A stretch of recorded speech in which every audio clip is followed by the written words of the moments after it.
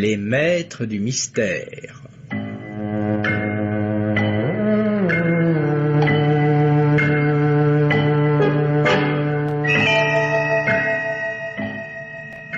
Parmi les chefs-d'œuvre de la littérature policière, Germaine Beaumont et Pierre Billard ont choisi pour vous ce soir Deux hommes dans la nuit, un drame radiophonique de Jean Cosmos, avec Michel Bouquet, Jean-Pierre Lituac, Yvonne Clèche, Pierre Vernier, Jean Mauvais et les petits Gilles et Anne Amado.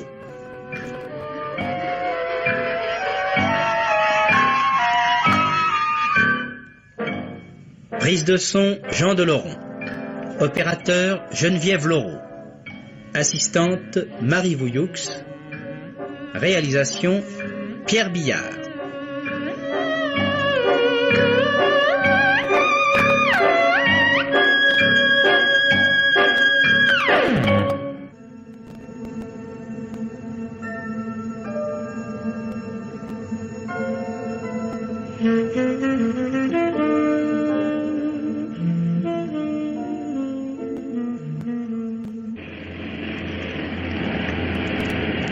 Ça va derrière? Ça va hein? À part notre ami, qui ne sourit guère. Oui, oui. Ne vous occupez pas de moi. Je vous demande rien. Heureusement qu'il connaît bien la route, le collègue, hein? Pas bavard non plus. Comprenez-vous les virages? Il change de figure la nuit, inspecteur. Avec la neige en plus, j'aime mieux faire attention. Alors évidemment, la discussion, elle pâtit. Ouais. C'est vrai qu'un virage la nuit, il ressemble pas à ce qu'il est dans la journée, hein.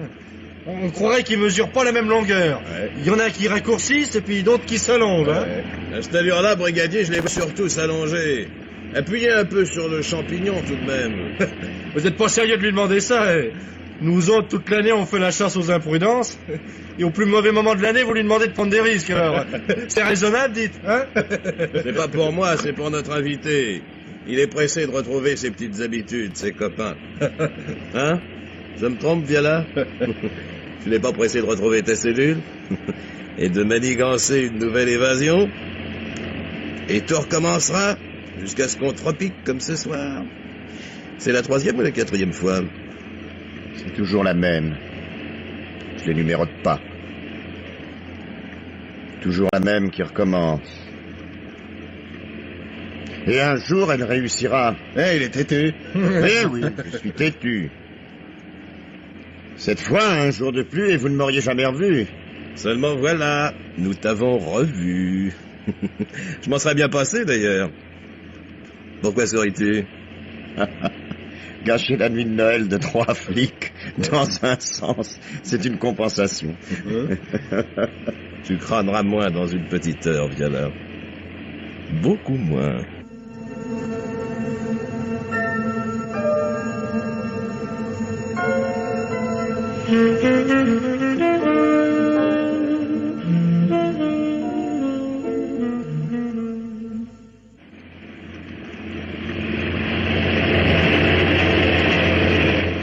Manquait plus que ça, tiens, la neige. C'est rien quand elle tombe convenablement comme de la plume. Mais là, les tourbillons, c'est tout ce qu'il y a de moche, hein. Tiens, regardez-moi ça, l'essuie-glace en peut plus. Où sommes-nous exactement? À mon avis... je sais pas trop. Là, on devrait s'arrêter. Et attendre que tout ça se tasse un peu, et puis... Et si ça ne se tassait pas? On repartirait. Alors faites comme si nous nous étions déjà arrêtés, que nos affaires en soient restées au même point. Ce sera toujours ça de gagner. Comme vous voudrez. Il y a quelques minutes que nous avons passé les Moulineaux. Nous devons être au-dessus de l'ancienne ferme des Ginestais. Tu sais ça, toi? Oui, oui. Il a raison, dites. Oh, c'est ça le plus beau, je m'y reconnais à présent. Je viens d'apercevoir la chapelle de Saint-Fleuret, là. Et dites, là. Elle a brûlé il y a 12 ans, la ferme Ginestais. J'ai dit l'ancienne ferme. Tu es tout de même bien renseigné pour un garçon qui a passé sa jeunesse. Je voudrais vous dire, inspecteur, le tutoiement, ça n'est pas réglementaire. Alors si ça ne vous fait rien, vous, j'y tiens. Quand nous serons seuls, évidemment, je ne pourrai rien contre votre muflerie, mais devant ces messieurs, soyez corrects. Sinon, j'aurai recours à leur témoignage. Et vous savez comment ils sont, les gendarmes. Ah oui? Et qu'est-ce qu'ils ont de spécial, les gendarmes? Ils sont assermentés. Hein? Bon. Comme vous voudrez, Viana. Je note simplement, et devant les deux mêmes témoins assermentés, que par erreur et sans aucune intention blessante de ma part, je vous tutoie depuis que je vous ai mis la main dessus, c'est-à-dire environ 3 heures. Je suis patient. Mais vous ne vous en formalisez qu'au moment où, en quelque sorte, vous en avez trop dit. Une petite diversion, à mon sens, non? Cette ferme qui a brûlé il y a 12 ans et que vous situez malgré tout parfaitement dans la nature, elle m'intrigue beaucoup. Je sais. Il y a de plus en plus de gens qui s'intéressent aux vieilles pierres. Je pourrais avoir une cigarette? Pas très réglementaire, hein? Non, Oh. mais je ne suis pas formaliste. Tenez. Excusez-moi de vous laisser les menottes. Pas formaliste, mais prudent. Voilà. Merci. Pour la ferme, il n'y a pas de mystère. Je suis du pays. Ma mère m'écrivait toutes les nouvelles. Et une ferme qui brûle par ici, c'est une nouvelle. Même pour un type qui la reçoit en prison. Mais braquez, mon Dieu, braquez à droite! Vous allez nous balancer, là!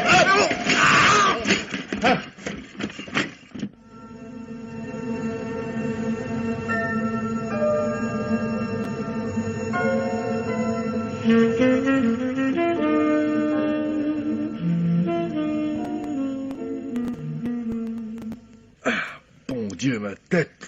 Qu'est-ce qui vous a pris de gueuler comme ça derrière? Et toi? Tu pouvais pas freiner un peu moins la brutale, non? C'est pas moi qui ai freiné. C'est le poteau. Le quoi? Et bougre de garce, oui. Eh ben, on est joli. On a un poteau entre les phares, à présent. Vous avez eu le mirage ou quoi, inspecteur? Et non, c'est l'autre qui m'a hurlé dans l'oreille. C'est pour l'inspecteur. Ouais, bon. De toute façon, le poteau, c'est toi qui l'as mouché. Inspecteur. Oh, inspecteur! Ben, il est blessé en plus. Hein? Non, ça va. Un peu sané, mais ça va mieux. Ah. Et l'autre? Ah, c'est vrai. Viens là. Eh oh. Oh, hé. Viens là. C'est évanoui. Baissez la glace. L'air va lui revenir. Dites donc, je vais attraper la crève. Des petites tapes sur la figure, hein. Donnez-lui des petites tapes, là. Ah, j'ai même envie de lui en donner de graves. Attends, il est... Tiens, c'est comme vous, brigadier. Vous avez une façon de braquer, alors là, hein? D'ailleurs, viens à lui, on dirait. Regardez, il ouvre l'œil. Alors? J'ai soif. Mauvais signe, ça. Il a dû se péter quelque chose. Ah oui, il a soif, hein. Très mauvais signe, ça. Ouais. Vous souffrez, Viala? Non, pas tellement. Armez-vous. Comment voulez-vous savoir si vous n'essayez pas de remuer? Oh, mon genou. C'est mon genou qui a pris. Ouais, ça fait mal, le genou, hein. Oh là là. Moins que la cheville ou le poignet, mais plus que le coude, hein. Parce que le genou, Ouais, hein. si c'est tout ce que vous avez à dire, vous nous avez mis dans une situation impossible. Est-ce que nous pouvons en partir? J'ai bien essayé, mais rien à faire. Il faut pourtant en sortir. Oh, le poteau, moi, c'est comme si je l'avais dans la tête. Oui. Oh, c'est tout de même malheureux, hein. Avec la traction, il tournait toujours trop tard, et ce coup-ci, par exemple... Vous discuterez plus tard, tous les deux. Voilà ce que nous allons faire. Je reste avec Viala dans la voiture. Et nous? Vous irez prévenir qu'on vienne nous chercher. Dites, c'est pas le joli temps pour une promenade d'au moins 6 kilomètres. Ah, mon vieux, il neige, vous êtes mieux chaussé que moi et je suis responsable des prisonniers. Il n'y a donc pas 36 solutions. Après tout, c'est l'histoire d'une mauvaise heure à passer. Bon. Mon képi. Ton képi. Oui. Ah bah tiens, j'avais le pied dessus. Voilà, tiens. Attends. Il est propre. Tiens. Ma femme va croire que j'ai commencé le réveillon. Drôle de réveillon, oui. Allez, viens, toi. Que je me perde pas, en plus.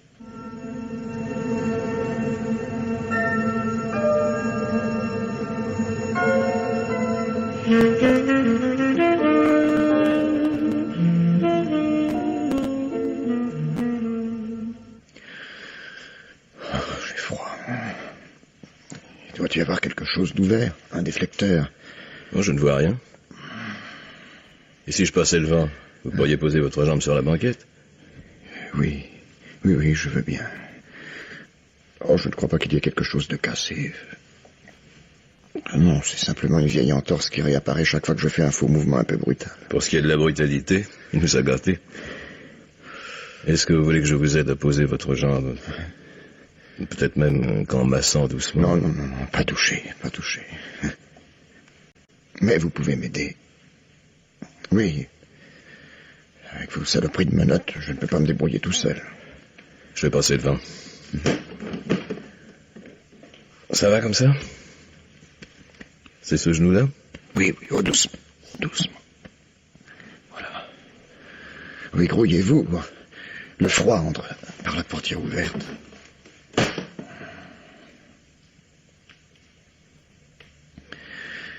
Vous croyez qu'ils en auront pour longtemps, vos deux dégourdis? C'est pas moi qui connais le pays, Viala, c'est vous. Le plus proche garage est à combien? Hein? Oh, dans le temps, il y en avait un bon à la Calme. Et à la Gueule aussi. Ils sont partis dans quelle direction? Pour devant. Ah, vers la Calme alors. C'est loin? Oh, à pied, 1 heure. En temps normal. Cette nuit, il leur faudra beaucoup plus de temps. Vous devriez essayer de mettre en route, on ne sait jamais. Je regrette, mon vieux, mais c'est pas possible. Ils ont embarqué les clés? Oh, elles sont là, sur le tableau de bord. Alors? Je ne sais pas conduire. Quoi?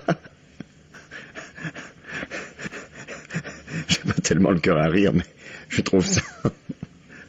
Oh, c'est énorme. À notre époque... Enfin...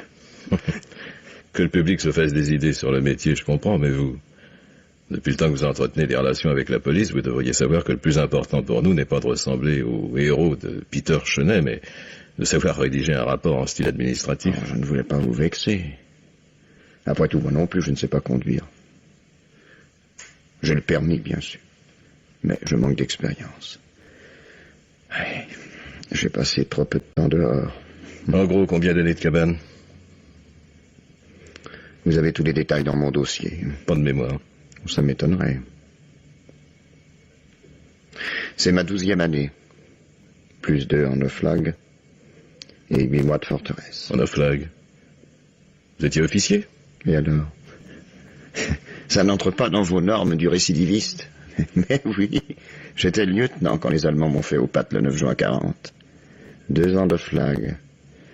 5 évasions. 4 fois repris. C'est un virus chez vous? La dernière a été la bonne. Pourtant, ils nous tenaient serrés en forteresse, mais je les ai eus. Et vous aussi, je vous aurai un jour ou l'autre. Ah, je sais ce que c'est, Viala. Moi, j'étais en Stalag 9A. J'ai passé 4 ans à ruminer des projets. Pas tout à fait 4 ans, d'ailleurs. Au bout d'un certain temps, quand on n'a pas osé, on renonce. J'ai flanché 2 fois. Au dernier moment. J'ai vu partir les copains.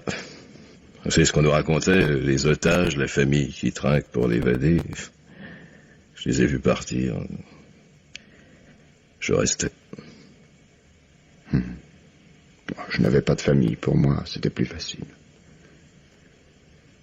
Où est-ce que tu étais exactement?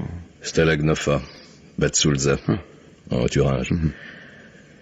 Et à partir de 42, en usine à Iéna. Enfin, à côté de Iéna. Oui, je vois. Ouais, la 2e fois qu'ils m'ont repiqué à Aix-la-Chapelle, je me suis retrouvé avec des types du 9A. Ça a été gonflé. Il y en avait. Ils étaient 3. On nous avait parqués dans une resserre au bout de la gare.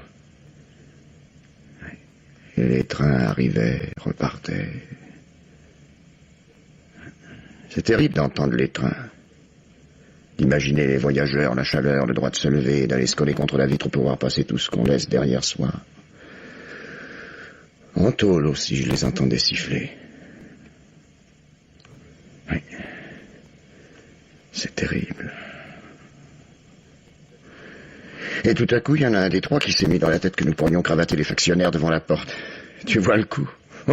Des évadés qui ont à peine bouffé depuis 3 jours et qui se coltinent avec une escouade de Felgraus entraînés, solides, vainqueurs. En 42, ils étaient vainqueurs pour 1000 ans. Et chez eux...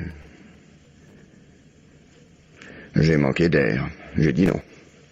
Le plus grand, un rouquin, avec l'accent du Nord, je l'entends, comme si c'était arrivé hier. Il s'est tourné vers moi et il a dit « Les gars des Oflag, vous changerez jamais avec les frisous, que ce soit chez nous ou que ce soit chez eux. Vous commencez par mettre les pouces. »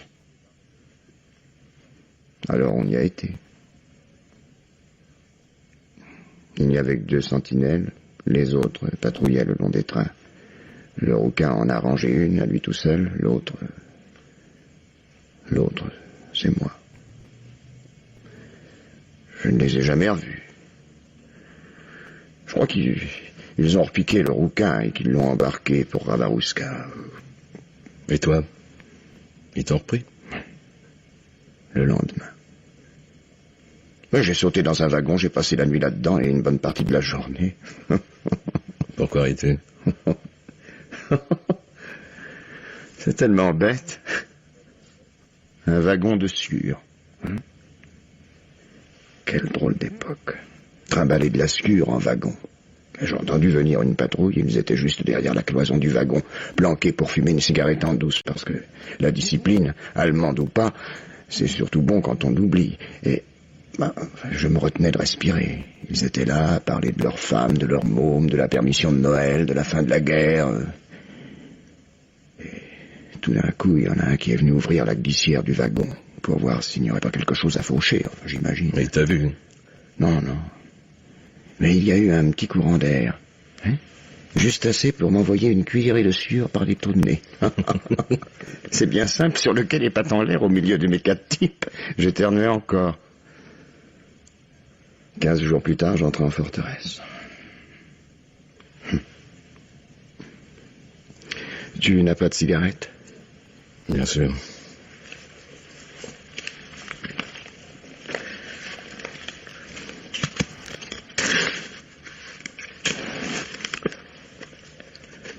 Viens là. Oui. Si je t'enlève les notes, Je t'écoute. tu feras pas l'imbécile? Si tu m'enlèves en même temps la fièvre, les menottes et l'entorse, je promets rien. Sans ça, je ne vois pas trop ce que tu risques. C'est pas une réponse. Écoute bien. À la première occasion, je remets ça. Autant de fois qu'il le faudra. Allume quand même ma cigarette.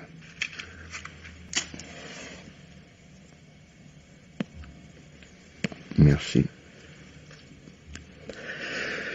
Depuis 12 ans que je suis en tôle pour un autre. Ouais, c'est ce que vous racontez tous. Non, pas moi, non. Je ne raconte rien, je dis ce qui est. Je ne prétends même pas être innocent. Je ne l'ai jamais prétendu. En 50, c'est vrai, j'ai volé. Mais je maintiens que si quelqu'un ne s'était pas conduit d'une certaine manière avec moi à l'époque, je serais un petit industriel honorable et respecté.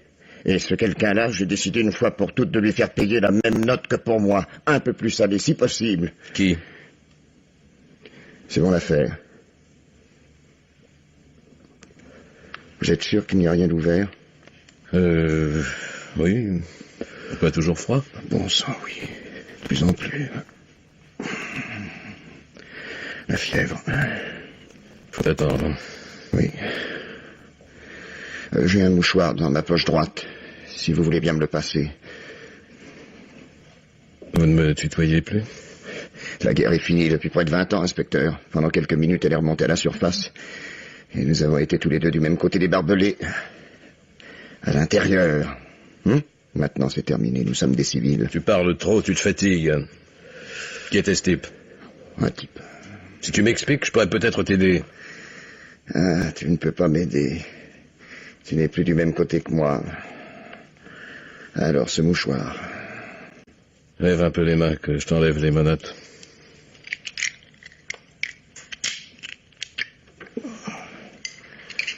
Merci.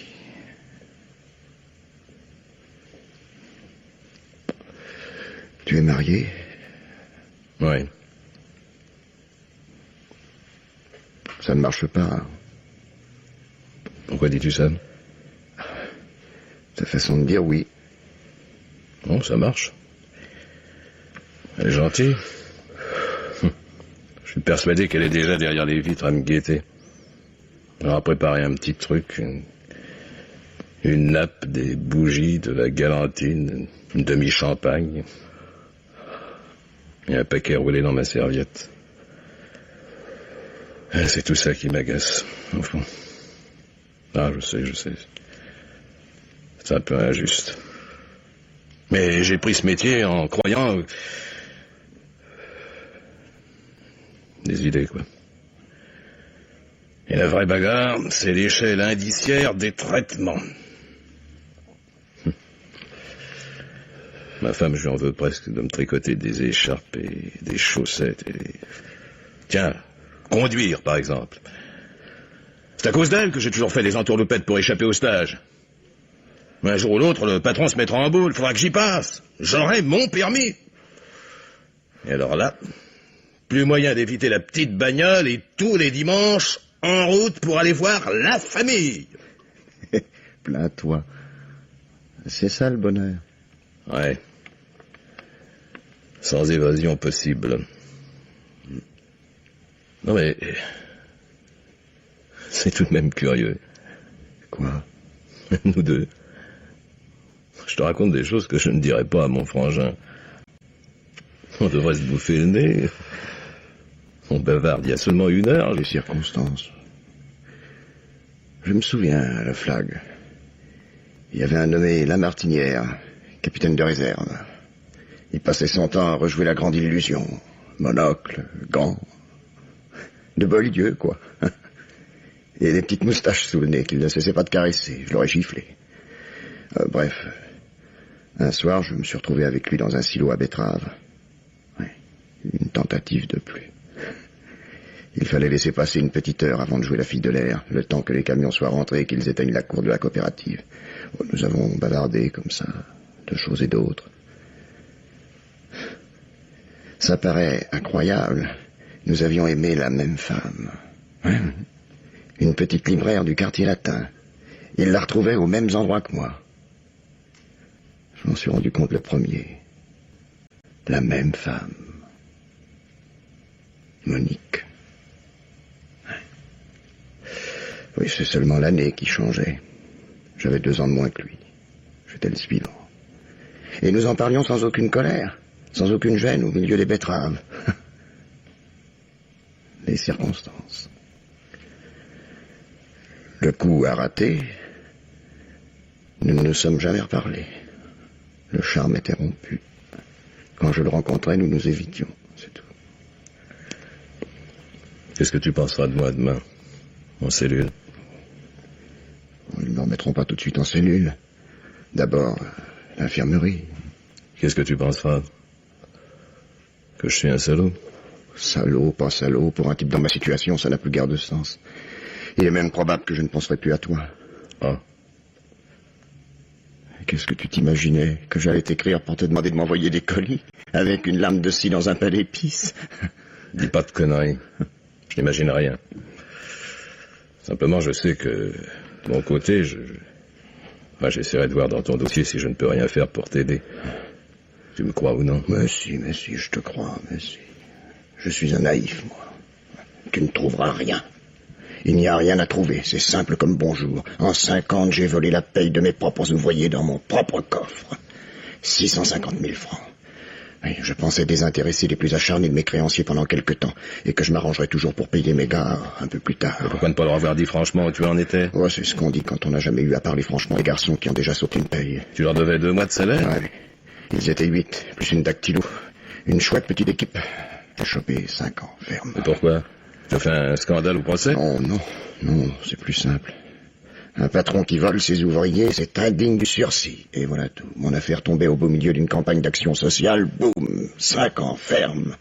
Là aussi, les circonstances ont eu leur mot à dire. 5 ans, béton, mais tu en es à ta 12e année. Ça t'amuse de me faire parler. Tu en sais aussi long que moi. Oh, après tout. En 54, je me suis évadé de l'infirmerie de Fresnes. J'ai volé une voiture. J'ai tenu le coup 3 semaines parce qu'il y avait une valise dans le coffre, une caméra dans la valise, des vêtements. J'ai revendu ce que j'ai pu. Ça m'a permis de voir venir 3 semaines. Et tes copains m'ont cravaté sur un barrage, vers la Chaise-Dieu. Par hasard. J'ai juste eu le temps d'assaisonner un gros gendarme, 3 dents et une fracture du maxillaire inférieur, 10 ans de mieux. Vol, récidive, évasion, coups et blessures, etc. Il faut être cinglé, puisqu'il te tenait. C'était de la folie. Oui. Quand j'ai vu que j'étais fait, je suis devenu fou. Armé, j'aurais tiré dans le tas. Mais enfin, je comprends. Non, ne cherche pas à comprendre. Si tu as pu rester 4 ans peinard dans ton stalag, c'est inutile d'essayer de comprendre. Pas un jour, pas une heure, pas une minute. Je n'ai décroché de cette idée. Être ailleurs. Libre. Bon Dieu, Des phares, en face. Tu es sûr? Oui, il ne neige plus. J'ai vu les phares. On vient. Ferme, ferme, je suis gelé. Je comprends pas. Il y avait une voiture, j'ai pas la berlue, elle montait par ici. Et elle ne monte plus? Elle a disparu. Oh, elle a dû tourner vers Alpêche, vers Sainte-Geneviève. Ah. Décidément, tu connais bien le pays. Je suis de Nasbilaz. Aide-moi à changer de position, tu veux? Mollo, mollo. Merci. Viens là. Tu m'as menti tout à l'heure. Moi? Toi, oui, toi. Ne te fais pas l'enfant de cœur. Tu m'as dit d'abord que tu ne savais pas conduire, ensuite que tu avais fauché une voiture en 54. Tu joues sur les mots. Je t'ai dit que j'avais eu mon permis, et c'est vrai. Mais que je ne conduisais pas assez pour prétendre être un type qui sait conduire. C'est toi qui joues sur les mots. On sait ou on ne sait pas. Tu retrouves le ton, les réflexes professionnels. Et je ne sais pas nager non plus. Et pourtant je me suis jeté dans l'Aller, au-dessus de Hanovre, un jour que j'avais leur chien aux fesses. C'est probablement toute la différence entre toi et moi. Toi, tu ne fais que ce que tu sais faire. Moi, je fais ce qu'il faut faire pour en sortir, même si je ne sais pas. J'apprends en même temps que je le fais. Au milieu de l'Aller, je nageais. C'est pour ça qu'ils ne m'ont pas repris. Cette fois-là a été la bonne. Si j'avais hésité, leur chien m'égorgeait. À partir d'un certain moment, c'était même plus une question de courage. Il n'y a plus moyen de reculer. Alors on nage, on vole une voiture, on assomme une sentinelle ou un gendarme. Au fond, oui. Le courage, c'est avant qu'il en faut. Si j'avais sauté, je partais avec les copains. Qu'est-ce que tu racontes? On rentrait d'une briqueterie, en commando. Et c'est moi qui avais combiné l'histoire. Avec Antonin, l'homme de confiance. Il avait obtenu qu'on rentre sur un plateau tous les soirs. Ça nous évitait 10 kilomètres à pied. Le train roulait doucement, et on passait sous un tunnel. Évidemment, il était gardé aux deux extrémités. Mais au milieu, il y avait une cheminée d'aération. Il suffisait de sauter, dans le noir. J'en dormais plus. Je pensais qu'à ça. Pas à la liberté, à ça, sauter dans le noir. Au dernier moment, impossible. Les gars ont dit, on y va, je les ai entendus sauter les uns après les autres. Machinalement, je les comptais. À la sortie du tunnel, nous n'étions plus que 3 sur le plateau. Ils avaient sauté à 9. 7 repris. Mais pour les 2 autres... Pour les 7 repris aussi, c'était moins moche que pour toi. Le cafard, bien sûr. Mais de toute façon, avoir essayé, c'est quelque chose qu'on ne peut plus t'arracher du ventre. Pendant qu'on chargeait leurs briques, j'ai sauté 50 fois pour m'entraîner, ça marchait. Mais là... Lorsque vous êtes revenus au camp, ceux qui n'étaient pas dans le coup ont compris que vous vous étiez dégonflés tous les 3. Oh, peut-être, je m'en foutais éperdument. Moi, je le savais. Ça suffisait. Jamais je n'ai parlé de ça à personne. On dirait que la neige remet ça. Ah oui, elle remet ça. Tu aurais sauté, toi. Oui, et alors? Tu connais la centrale de Rion? De l'extérieur? Les barreaux sont en fer doux, il suffit d'une demi-heure pour en scier un. Tu sais pourquoi? Non. Je te donne le tuyau, on ne sait jamais. Peut-être qu'un jour tu la connaîtras de l'intérieur, cette centrale. Tu te fous de moi? Oui, non, on bavarde. Il y a des années que je n'ai pas pu le faire. Une petite plaisanterie au passage, rien que pour voir ta tête. Tu l'as vu? À Rion, on ne peut se tirer que par les toits. C'est assez facile. Il suffit de ne jamais regarder vers la gouttière, toujours au-dessus de soi. Et puis on atteint le chemin de ronde. Et on arrive à une passerelle. C'est là que tout se décide. Elle passe au-dessus de la route, à une 15aine de mètres. Toute branlante. D'un seul coup, l'impression d'être en bateau. La campagne, c'est la mer. Tu reçois le vent en pleine figure. Déjà, sur les toits, j'avais eu la surprise du ciel au-dessus de la tête. Je me suis allongé sur les tuiles aussi sonné que si j'avais couru un marathon. La peur? Pas encore, pas encore. J'écoutais. J'étais devenu une sorte de radar vivant, une sorte d'antenne. À tout moment, l'alarme pouvait être donnée. Il suffisait d'un coup d'œil dans ma cellule. Ma paillasse était vide, pas de mannequin, rien. Même pas de couverture. Je l'avais déchirée en lanière pour tresser une corde. Sur la passerelle. Ah oui. Alors là, sur la passerelle, j'ai eu peur. 15 mètres. La liberté à 15 mètres. J'ai compris pourquoi il suffisait que les barreaux soient en fer doux. L'important venait après. On m'avait dit que certains gars avaient rebroussé chemin. J'ai compris pourquoi. Comme ça, c'est une rigolade, 15 mètres. Mais si tu réfléchis un peu... 5 étages. J'ai accroché ma corde de couverture en utilisant le moins de longueur possible pour le nœud. Quand j'ai enjambé la lisse... Calme-toi, tu te mets dans un état... Non, c'est le froid. Quand j'ai enjambé la lisse, j'ai senti toute la rambarde plier sous mon poids, trembler. Oh, je n'osais plus réfléchir. Estimer la longueur de corde sous moi. Je me cramponnais à la rambarde. J'aurais sauté pour en finir. Mais j'avais quelque chose à faire. Quoi? J'ai pris la corde. Je l'ai serrée. Et tout ce que tu as pu lire sur la marine à voile ou l'alpinisme, il faut y être passé, hein? Mètre par mètre. Et je m'arrêtais. J'essayais de... Comment t'expliquer? De me faire léger.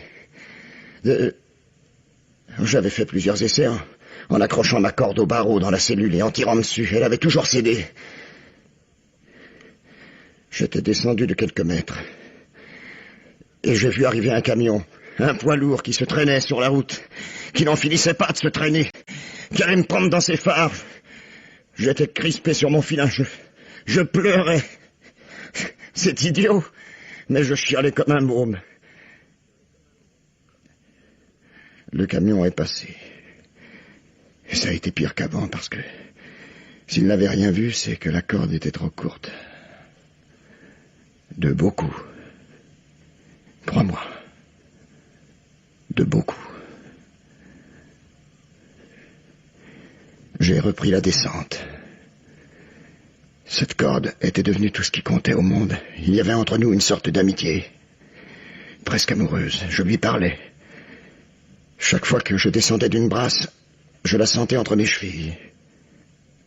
Et puis d'un seul coup, j'ai su qu'elle n'était plus là. Qu'elle avait fait son boulot et que c'était fini pour elle. J'ai sauté. Moi aussi, j'aurais sauté. Moi aussi.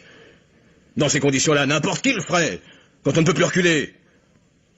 Là-bas, c'était différent. Je ne risquais pas ma peau. Si je sortais du tunnel sur mon plateau, rien ne changeait pour moi. J'ai l'impression que beaucoup de choses auraient changé, au contraire. Je n'étais pas un malfaiteur. J'étais un prisonnier de guerre. Il y a tout de même une différence. Non, aucune. J'ai été les deux, je le sais. Aucune.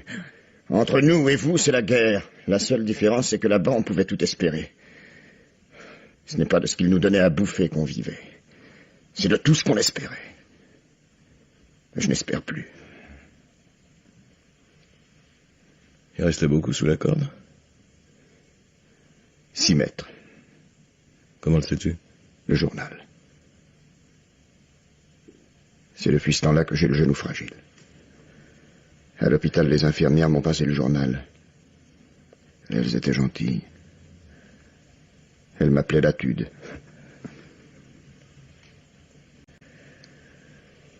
J'aurais pas sauté, Violin. J'aurais lâché.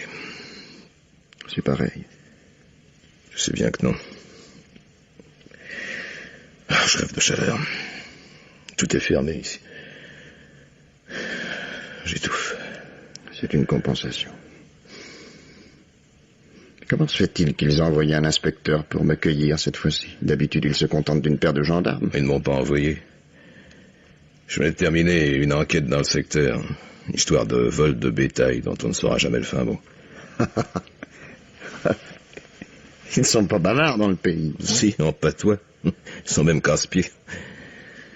Mais pour leur tirer 2 mots d'explication en bon français... Tu ne connais pas le patois?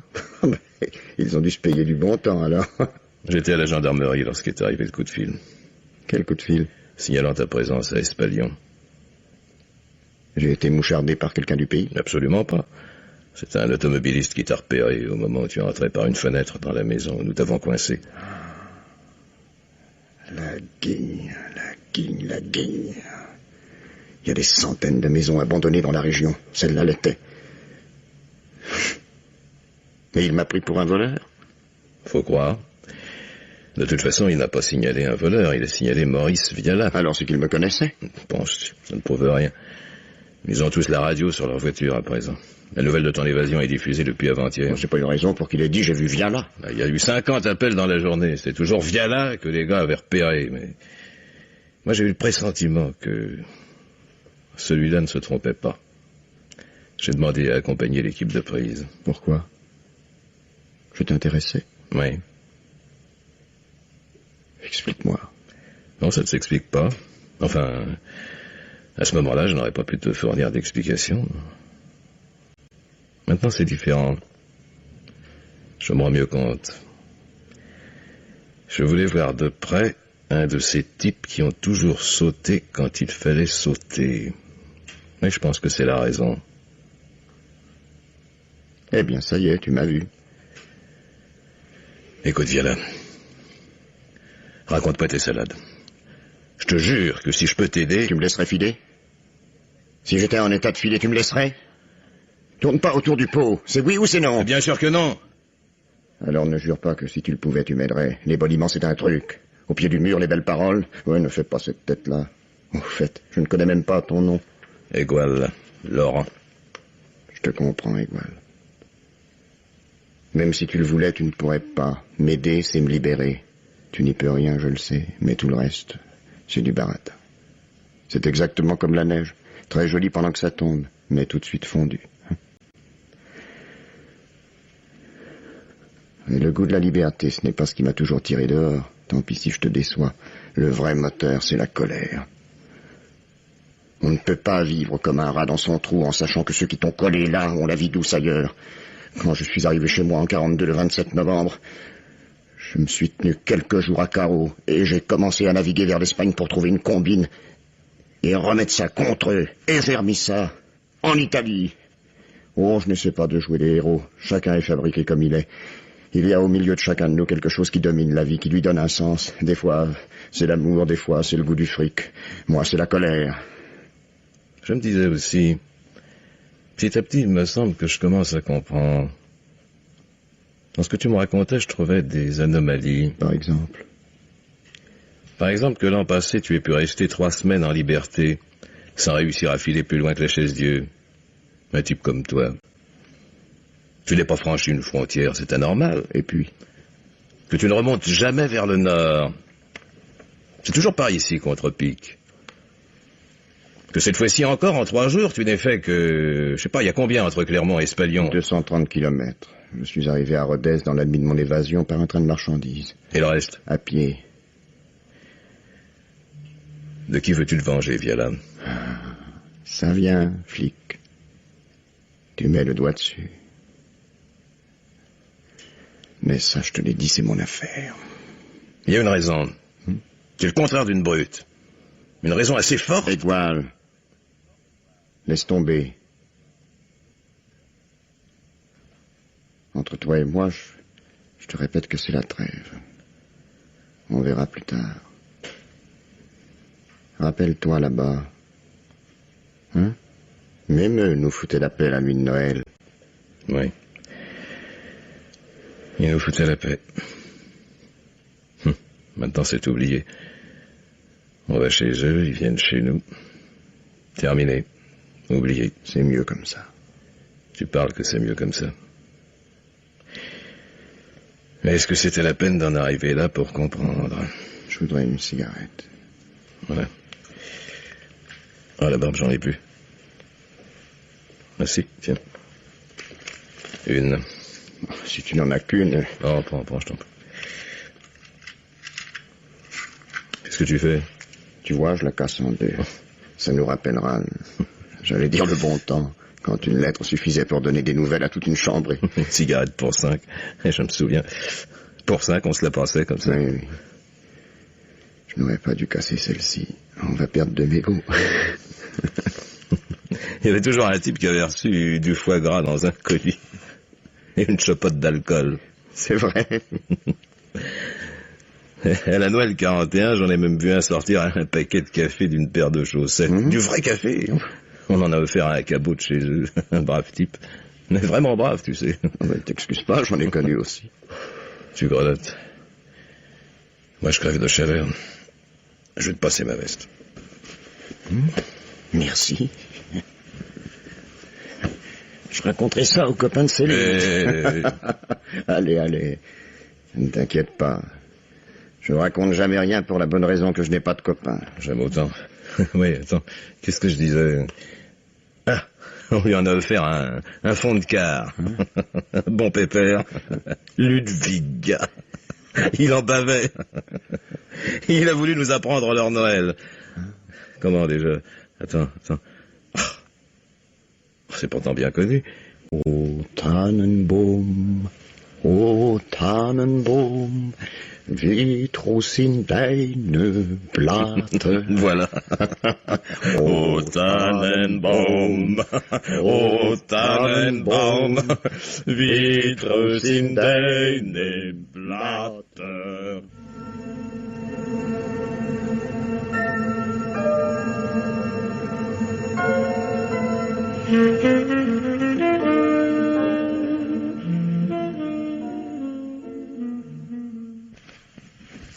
Quand je pense qu'il y a des rigolos qui paient pour aller s'étaler dans la neige. Enfin, toi, tu peux dire que la misère, elle te coupe pas le sifflet. Hein. J'aurais compté. Je suis sûr que j'en serai au moins à 50. 50 quoi?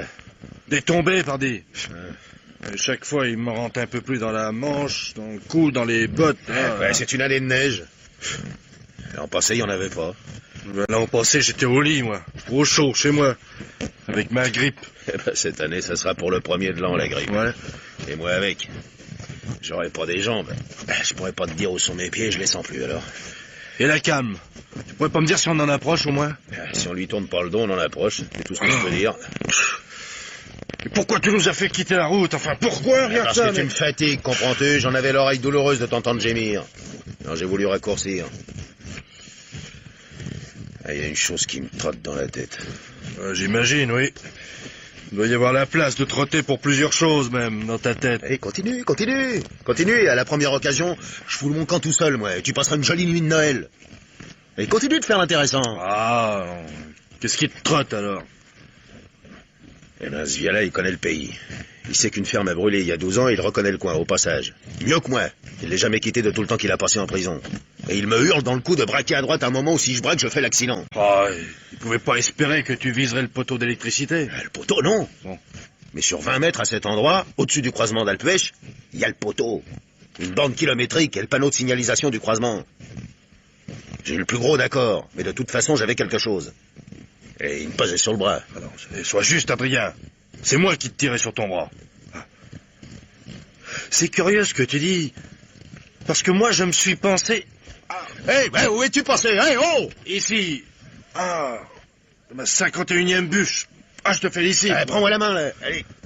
Plein l'estomac, j'en ai de cette cochonnerie de neige, moi. C'est pas un malheur, ça. Et tu t'es pensé quoi?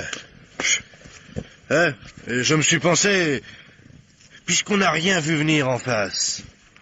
Pourquoi il nous a fait cette comédie, hein? Pourquoi? Ouais, ça je me le suis pensé aussi, moi.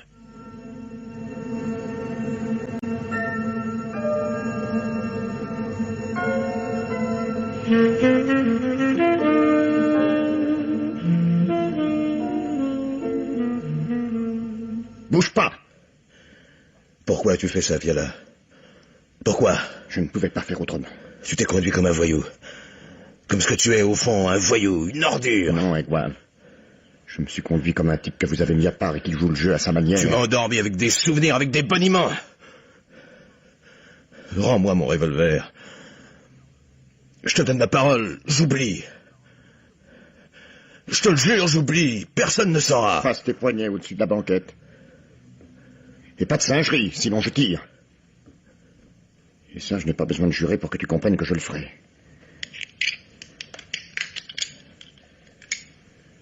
C'est la première fois qu'on me passe les menottes, hein? Inutile d'essayer de sortir tes pattes de là, tu te blesserais pour rien. Dans 1 heure, ils reviendront te délivrer. Moi, j'aurais fait ce que j'ai décidé de faire depuis 12 ans. Après, que vous me repreniez ou non, n'aura plus aucune espèce d'importance. Je n'aurai plus de colère. Tu me dégoûtes. Toute cette comédie pour me rouler. Je croyais avoir retrouvé une sorte de copain. Si je n'avais pas compris la même chose, tu crois que tu t'en serais tiré en aussi bonne forme? Je connais le pays comme tu connaissais ta rue quand tu étais là-bas, mètre par mètre. Je savais que si je réussissais à faire braquer le brigadier, la voiture était bloquée. Je comptais surtout sur la borne, ça a été le poteau. Une surprise. Juste au-dessus de nous, il y a un pan de mur avec un cadran solaire, rien qu'un pan de mur. S'il faisait jour, tu l'apercevrais. Oui, c'était mon château quand j'étais gosse. La borne était déjà là, mais pas le poteau. Laisse-moi parler. Je croyais que nous partirions tous les 4 à pied dans la neige, et que je trouverais un moyen quelconque de vous fausser compagnie en chemin. Et puis, il y a eu mon genou. Beaucoup moins grave que je ne te l'ai dit, mais un petit rappel à l'ordre. Et une inspiration. Très vite, j'ai compris que si je m'y prenais adroitement, vous me laisseriez là avec un seul type. C'est arrivé. Toi. Et tu m'as tout de suite gêné. Ouais, fait du sentiment. Ça te gênait de m'endormir avec des histoires vieilles de 20 ans. Ça te donnait des scrupules, hein? Je m'en doute. Tu me gênais, parce que de vous droit, tu étais le seul dont je ne puisse pas localiser l'arme. Il a fallu que j'attende que tu ôtes ta veste pour me la passer, oui. Et je t'en remercie sincèrement. Je n'ai qu'un argument pour moi, Egual. À ma place, tu aurais agi de la même façon. Encore une fois, je suis en guerre, je fais ma guerre. Noël, c'est la paix des autres, pas la mienne. Je te plains, Viala. Tu peux. Après, ça n'a plus été qu'une question de rapidité. La clé sous le cou, c'est formidablement efficace. Avoue que je n'ai pas trop serré. J'avais besoin du revolver.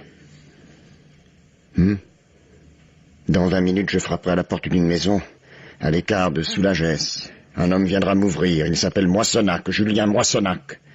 Je te donne des détails pour le cas où tu serais chargé de l'enquête. Quelle enquête? L'enquête sur la mort de Moissonnac. Je l'ai connu là-bas, lui aussi, au Flac 21. J'étais un tout jeune ingénieur, il était peintre, décorateur, maquettiste, enfin ce que tu voudras. Il avait de la patte, quoi. Le genre de volontaire pour les décors de théâtre. Moi, je m'occupais des accessoires. En plus, c'était un pays. Nous nous sommes liés. Des projets. Bref, en 45, nous nous sommes associés pour créer une entreprise de jouets mécaniques et scientifiques. Les premières grues automatiques, c'est nous. Les premiers camions télécommandés, c'est nous aussi. Jouets moissoviens. On partait bien. Tu perds du temps, Viala. Tout ce que tu me racontes, je m'en fous. Tu m'as déjà eu une fois. Et un jour, je me suis aperçu que la comptabilité était truquée, qu'il avait vidé la caisse et qu'il avait vendu les brevets. J'ai voulu avoir une explication. Julien était parti, sans laisser d'adresse. Je me suis bagarré 2 mois tout seul. J'en étais presque sorti. Et il y a eu cette échéance. Pourquoi n'as-tu pas porté plainte? Parce que si je portais plainte, tout était fichu. Alors que j'avais encore une chance. Les ouvriers me faisaient confiance. Mais tu les as volés, oui. Tous ceux qui te font confiance, en somme, tu les voles. Oui, à cause de lui. Il a témoigné contre moi,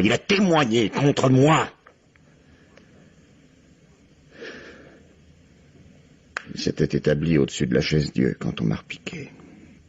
Mais je sais que maintenant il a ouvert un atelier d'artisanat à Chaudes-Aigues et qu'il habite sous la Gesse. J'ai lu une réclame dans un bulletin des Aveyronnais de Paris.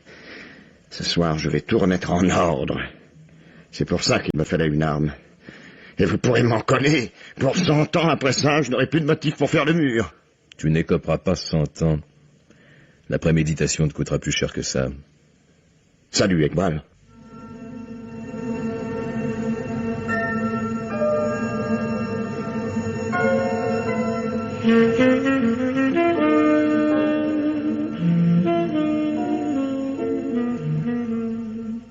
Monsieur? Excusez-moi, madame, je suis chez monsieur Moissonnier. Oui, monsieur. Je suis sa femme. Sa femme. Il n'est pas là? C'est à quel sujet? Je suis un camarade de votre mari, oui. Un camarade de captivité, Maurice. Mais entrez, monsieur, je vous en prie. Julien ne devrait plus tarder. Sur le moment, je m'excuse, je me méfie toujours un peu, nous sommes tellement à l'écart. Oui, oui. Je ne dois pas être très présentable. Je suis tombé en panne à quelques kilomètres d'ici, j'ai marché. Mais vous devez être trempé. Je pouvais me présenter plus tôt. C'est une heure invraisemblable. La nuit de Noël, toutes les heures sont bonnes. Julien sera certainement si heureux de vous retrouver, monsieur. Oh, j'ai oublié, ne m'en veuillez pas. Il a eu tant d'amis. Maurice, dites Maurice, et il comprendra. Vous ne le reconnaîtrez pas. Aussi. Il a beaucoup changé. Vous permettez que j'aille m'occuper de l'arbre? L'arbre? Le sapin de Noël pour les enfants. Il y a tellement de guirlandes, d'étoiles, de boules à accrocher. À moins que vous ne préfériez m'aider. Non. Non, je ne saurais pas. Mais si, venez, c'est très facile. Je vous demande seulement de parler pas. Leur chambre est à côté. J'ai eu un mal de chien à les endormir. Vous n'auriez pas une cigarette? Il y a un paquet derrière vous. Merci. Prenez-le et soyez gentils. Suivez-moi sans faire de bruit. Vous êtes vraiment trempé. Je vais vous donner les chaussons de Julien et des chaussettes. Non, madame. Je vous affirme que ça va très, très bien. Bon. Eh bien, prenez les patins, vous serez gentils. Nous aurons d'autres amis tout à l'heure. Non, mais je ne salirai pas. À quelle heure revient-il? Bientôt.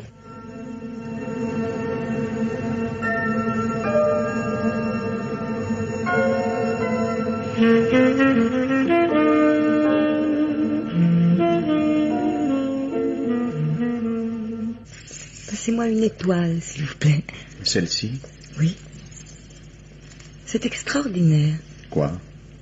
Il y a exactement 20 ans, vous étiez ensemble. Malheureux.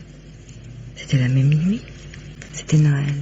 Nous accrochions aussi des boules dans un arbre, seulement les feuilles étaient en toile, et la neige venait de l'infirmerie. C'était du coton hydrophile. Ça doit être extraordinaire comme souvenir. Après 20 ans de liberté, on oublie, non? Moi pas. Julien ne parle jamais de sa vie passée. Nous sommes mariés depuis 8 ans. On croirait qu'il n'a commencé de vivre qu'à ce moment. C'est un bon point pour vous.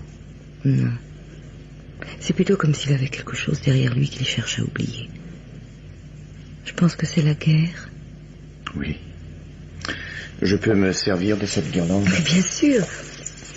Vous vous y preniez mieux que moi, d'ailleurs. Vous avez revu Julien depuis la captivité? Comme ci, comme ça. Juste vers 1950. Alors vous devez savoir, Maurice. Il s'est passé quelque chose vers cette époque. Quelque chose de très important pour Julien. Je le sens, des détails. Il a fait un sale coup. De la prison, ça m'est égal, mais je voudrais tellement savoir. Mais qu'il comprenne que ça n'a aucune importance. Ce qu'il a été n'a aucune importance. C'est ce qu'il est maintenant qui compte. Mais je vois que vous savez parler. Vous y tenez vraiment? Qui c'est ça? Claudine, veux-tu aller te coucher? Et François aussi? Elle m'a réveillée. C'est celui-là qui va être le Père Noël? C'est un ami de papa, vous lui parlerez demain. Dans combien c'est demain? Embrassez-les, Maurice, et qu'ils aillent se coucher. Bonsoir, toi. Bonsoir, monsieur. Bonsoir. Bonsoir, monsieur. Dormez bien. Tu diras à papa qu'il nous réveille de bonne heure, que ça fait rien. Tu lui diras qu'on dormira pas, alors qu'il peut nous réveiller quand il voudra. Mais allez. Où allez-vous, Maurice? Je pars. Vous partez? Comment ça? Pourquoi? Je pars. Dites à Julien que Maurice Viala est passé et qu'il ne reviendra pas. Viala, c'est mon vrai nom. Lui comprendra.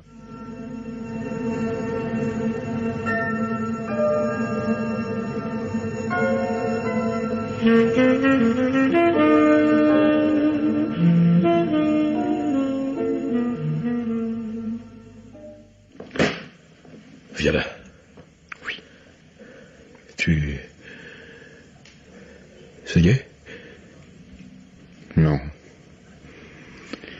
Non, je rends mes billes. On pense à tout, on prévoit tout. Et on se trouve en face de 2 enfants et d'une femme. S'il avait ouvert lui-même, je le tuais. Mais là, ce n'était plus possible. C'est comme si je m'étais trompé de maison. Comme si j'allais tuer un autre type. Je t'aiderai, Violaine. Je t'aiderai. Alors commence tout de suite et tais-toi. Surtout tais-toi. Il peut nous rester une dizaine de minutes. J'ai vu des phares qui montent depuis la calme. Tu me laisses les menottes? Ah oui, excuse-moi. J'ai des cigarettes. Écoute, Violaine. Non, non. J'ai des cigarettes. Prends.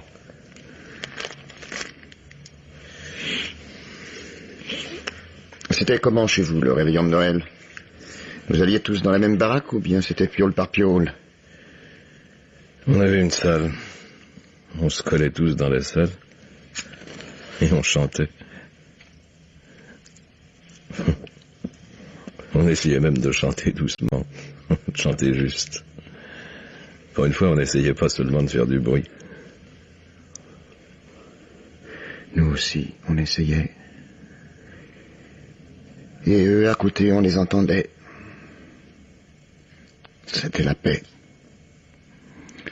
La trêve.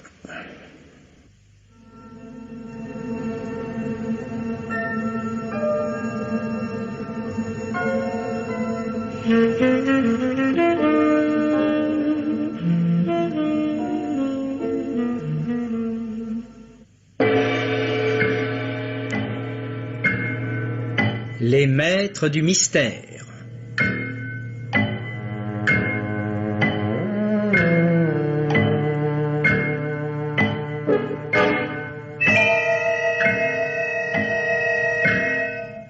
Parmi les chefs-d'œuvre de la littérature policière, Germaine Beaumont et Pierre Billard ont choisi pour vous ce soir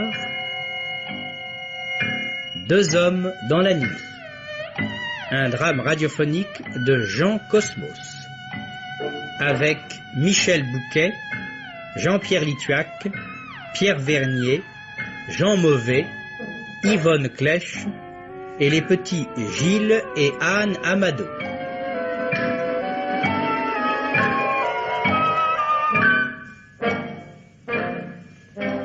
Prise de son, Jean Delaurent. Opérateur, Geneviève Laureau. Assistante, Marie Vouilloux. Réalisation, Pierre Billard.